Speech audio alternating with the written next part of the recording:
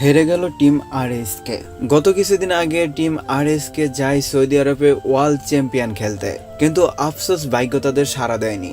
এখন অনেকেই টিকটকে, ফেসবুকে, ইনস্টাগ্রামে এবং ইউটিউবে এসে নানান কথা বলবে টিম রেড অক্স অর্থাৎ আরএসকে এটা কি পারফরমেন্স করলো, এর থেকে তো আমরাই ভালো খেলতাম। আবার একদল এসে বলবো টিম আরএসকে তোমাদের কাছ থেকে এটা আশা করিনি, তোমরা বাংলাদেশের মান ইজ্জত নষ্ট করে ফেলছো। আবার কিছু দল আইসে বলবে টিম আরএসকে গেমই খেলতে পারে না, ওর থেকে ভালো হতো যদি এই দলটা যাইতো, তাহলে অনেক ভালো পারফরমেন্স করতো। এভাবেই অনেকে অনেক কথা বলবে, টিম আরএসকে কে ছোট করার চেষ্টা করবে। এখন আমি ভাই তোমাদের বলবো, ভাই তোমরা থামো, তুমি কাদের নিয়ে কথা বলতেছো?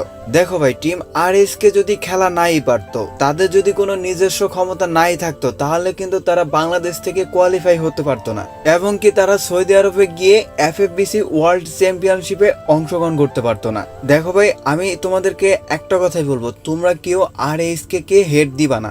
দেখো, টিম আরএসকে যথেষ্ট ভালো খেলছে, কিন্তু চেষ্টার কমতি দেখিনি। আমরা প্রথম ম্যাচে দেখছিলাম টিম আরএসকে মিলের ভিতরে একটা দুর্দান্ত ফাইট নিছিল। আর ভাই বিশ্বাস করো, আমার ওই ফাইটটা দেখার পর মনের ভিতরে একটা কনফিডেন্স আইছিল যে বাংলাদেশ এবার ভালো কিছু করবে। ঠিক ওইভাবে তারা ফুল চেষ্টা করে গেছিল, তাদের কোনো চেষ্টার কমতি রাখেনি।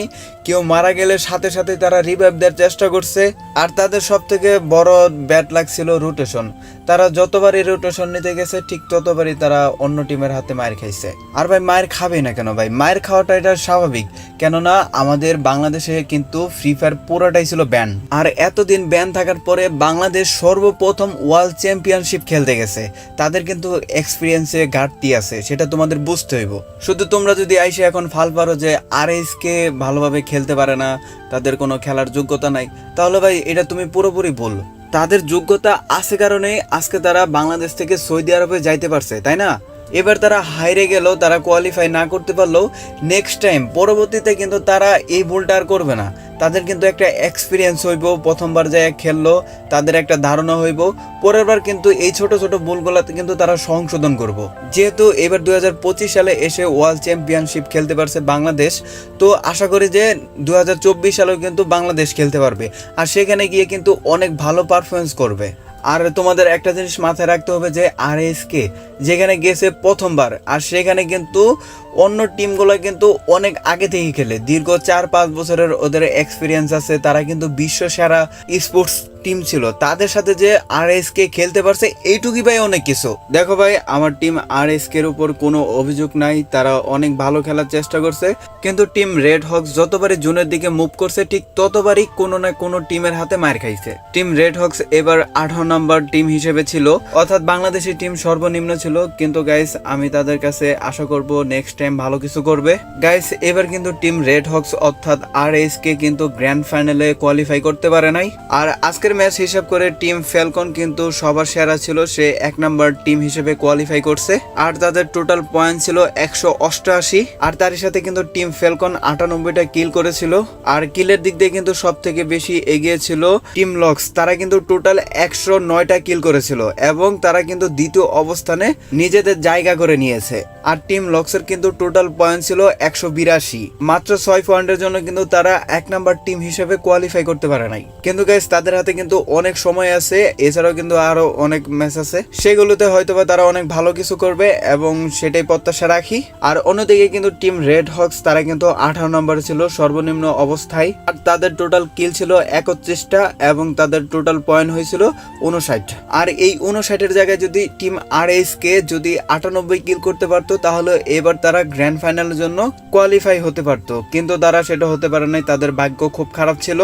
আর ভাই তাদের আর কিছু করারও ছিল না, তারা এবার প্রথমবার ছিল, তাদের এক্সপিরিয়েন্সে অনেক ঘাটতি ছিল। এবার তারা ফার্স্ট টাইম গেছে, এবং আশা করি নেক্সট টাইম তারা ভালো কিছু করবে, এখান থেকে তারা অনেক কিছু শিখবে, এবং পরবর্তী সময় বাংলাদেশকে তারা রিপ্রেজেন্ট করবে। দেখো ভাই, আমরা হেরে গেছি, তারপরে আমরা আরএসকে টিমকে সাপোর্ট করব। একটা কথা আছে না, নিজের দেশ নিজের টিম জিতলেও আরএসকে, হারলেও আরএসকে। আর গাইস কে কে তোমরা আমার সাথে একমত অবশ্যই কমেন্ট বক্সে জানাও। আর গাইস কোনোভাবেই কিন্তু টিম রেড হক্সকে হেড দিবে না, তাদের ইউটিউব চ্যানেলে বা তাদের গেম প্লে নিচে কোনো বাজে কমেন্ট করবা না। তোমাদের জন্য তারা প্রাণপণ লড়াই করছে, তাদের এক্সপিরিয়েন্সে ঘাটতি ছিল, এই ক্ষেত্রে তারা হেরে গেছে। তো সবশেষে আমি কমেন্টে একটা জিনিসই দেখতে চাই, আরএসকে লাভারদের দেখতে চাই। তোমরা সবাই লেখো জিতলেও আরএসকে, হারলেও আরএসকে। আরএসকে কে আগেও সাপোর্ট করছি, এখনো সাপোর্ট করে যাব। দেখো ভাই, তারা গ্র্যান্ড ফাইনালে কোয়ালিফাই করতে পারে নাই, তাদের মন মানসিকতা এমনিই অনেক খারাপ। এখন যদি তোমরা তাদেরকে সাপোর্ট না করো, তাদের সান্ত্বনা না দাও, তাহলে কিন্তু তারা নেক্সট টাইম ভালো কিছু করতে পারবে না।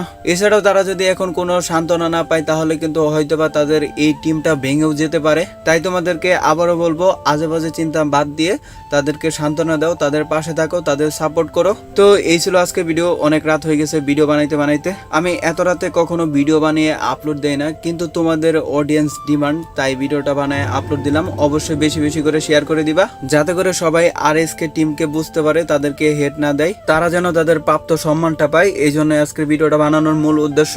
তো ভিডিওটি ভালো লাগলে ভিডিওটিতে লাইক করে দিও, চ্যানেলটিতে নতুন হলে চ্যানেলটি সাবস্ক্রাইব করে পাশে থাকা অল নোটিফিকেশন বাটনটি অন করে দিও, যাতে করে এই চ্যানেলে নতুন নতুন ভিডিও সবার আগে পেয়ে যাও। তো সবাই ভালো থাকো, সুস্থ থাকো, দেখা হচ্ছে পরবর্তী আরো একটা নতুন ভিডিওতে। আল্লাহ হাফেজ।